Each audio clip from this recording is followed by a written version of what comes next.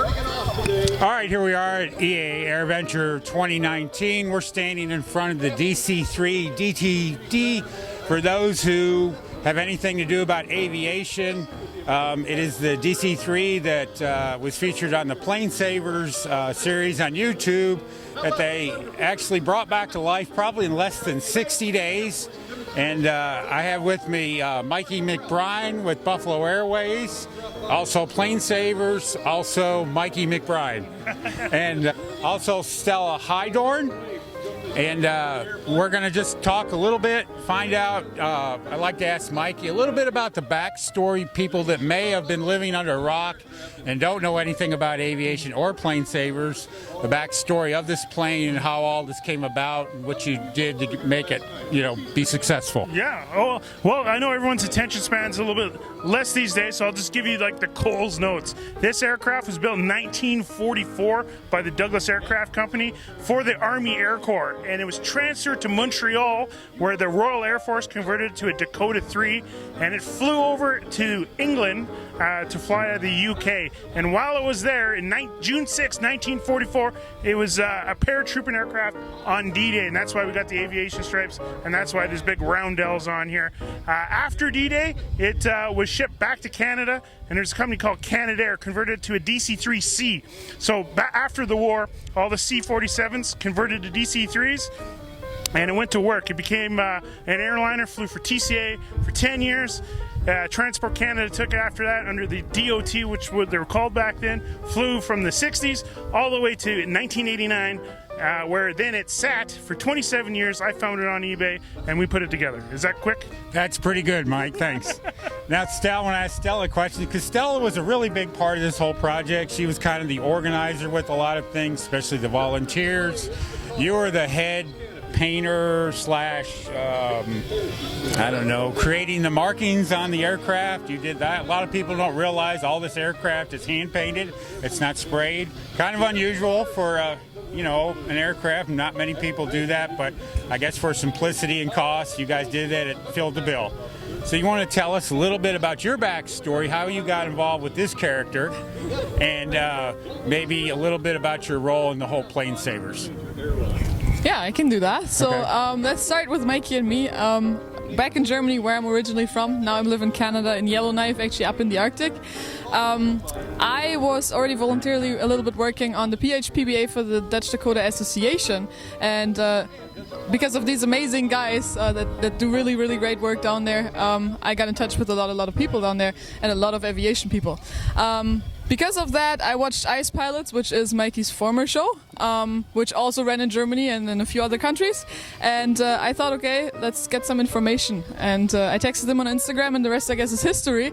And to make this a little bit quick on DTD, as everybody sees the outcome, we didn't have time. We only had 2 months of time. So I went out there and I decided you can't leave indoor house paint on an aircraft, because every time it rains, it will drip off and it will damage the skin more and more. So I decided to take my tram clad and swing the brush, I guess. Right, very good. Yeah, you did a great job at that. And the outcome from a distance, it's hard to tell that it was ever painted by hand. Thank so you. Who knows, maybe it'll last for 10 years or something, right? Oh, we're hoping for another 75 years. All right, here we are. We've moved around to the front of the plane on DTD. And one of the things that always came up on Mikey's Plane Savers video when they were rescuing this plane from the grave was, why did they call it the Hamburger Door? And a lot of times, I don't think it was totally answered in the whole series, but we're going to get it straight from the horse's mouth, and Mikey's going to tell us how it got the name of the Hamburger Door. Well, if it's a meme now, but if it's got a simple answer, then it doesn't exist. So this aircraft, it's got this emergency exit here, which is called the Hamburger Door. It's always been called the Hamburger Door. There's two kind of theories. One theory is that this is where they handed the pilots lunch, but more likely than not, if you take a look, this prop right here gets so close to that door that if anyone were ever use that emergency exit with that engine running, they'd be hamburger. And that would not be a good thing, right, Mike? No, ruin your day. Yeah. So. You know how much paperwork that would be? Yeah. So there you go. we solved the mystery of the Hamburger Door. For now. Right. All right, here we are again. We're beside the Plane Savers DTD. We're with William of his claim to fame in Plane Savers. Of course, if you watched it, he was on there a lot helping restore this aircraft. He was going to school at ENA, which was a big part of this aircraft to help get it restored. And we also had Mikey McBryan over on the side there, and he was actually the head mechanic, kind of in charge, keeping everything running smooth to make sure it got fixed right and it got done properly. Ronnie, why don't we start with you? You told me a little story earlier. You really weren't planning on working on this project or helping with it, even though you're part of the McBryan clan. And of course, this was Mikey's brainstorm. I didn't know anything about it till middle of December. And then I said, okay, let's go have a look at it January 2nd, right the day after New Year's. We'll go there, have a good look, and see what's missing. So we did. And we took an inventory, everything that was missing, and we went home and started making a plan to come back. And so we loaded a 40-foot Sea-Can. We loaded it with three engines, 2 propellers, set of flight controls, instrument panels from another airplane. We had a lot of stuff. We had everything in stores, or we borrowed off different airplanes, and then we shipped it all out. And I got there April 10th. I drove out there. It took me 3.5 days with my truck and trailer, and I got there April 10th, and then we started right away, and then we flew it June 6th. And, all right, very good. William, you want to tell us a little bit about your backstory and how you got involved in helping restore DTD? Oh yeah. So it started when in January when they arrived in Montreal area. I saw the video on YouTube, and after that, life continued. And when they were like next to the school, I just took a walk and see the plane and start giving time on the plane and. Yeah, got mentored by good teachers and everything. So yeah, it was as simple as that. Just walk to the plane. So what are you doing since after your fame with Plane Savers and DTD? What I will do? Yeah, what are you doing now? Right now I just graduate as an avionic technician. Right. So I'll move to Yellowknife to work as an avionic technician at Buffalo Airways. To work on airplanes, right? Yeah. That's right. Yeah. And actually get paid to do it, right? Yeah. All right. Well, that's pretty good, guys. We appreciate that. Thank you. All right, here we are standing around the back of DTD now, and we're with another cast of characters that added a lot to this aircraft, spent a lot of time helping. You probably saw them just about in every video, especially when they were able to put this aircraft inside the facilities at ENA. This is Benjamin, or he likes to be called Benji. Yeah, apparently. Yeah, and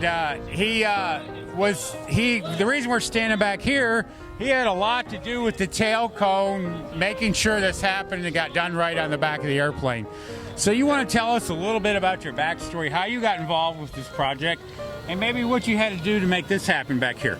Okay, so I arrived on the project when, basically almost a week after they arrived at St. Hubert Airport. So a week after they arrived, I got involved. The engines were already on the plane. So yeah, I worked mainly on the sheet metal, which involves the tail cone, like he said. So the original one that was on DTD, that was sitting 30 years outside, was all broken down here. So we needed to put this one coming from a sister ship of DTD, which Buffalo owned. We tried to minimize the screws, the nut plates needed for the tail cone, which is sort of the nuts holding the screws of the tail cone to the aircraft, making it possible to disassemble compared to a rivet, let's say. So when screwing it up and taking the screws just for test fits and everything, we broke a lot of them. We needed to replace every time. We needed to replace the nut plates. When the screws, sometimes they were spinning, sometimes the head snapped off, and also hole fittings. Since it's not the same tail cone that was on DTD when this plane flew back in the days, the holes didn't match. So we needed to make doublers, make new hole patterns, all sorts of stuff. Yeah. Okay. So you guys stay tuned with Plane Savers. You probably will see more of, I'm betting, Benji. Call me Benji if you want. So, very good, Benjamin. Thank you. Thanks a lot. All right. My pleasure. Here we are again over on the other side of the plane with Mikey McBryan with Plane Savers.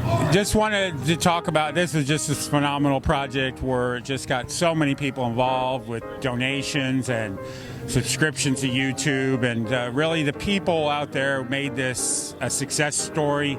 The plane really isn't the star. We think it is a lot of times, but it's really the people that were involved in this project that were the stars of this. For sure. So I just want to take a quick second to thank all the volunteers, everybody that helped us on the airplane physically and digitally, everybody at home, everybody around.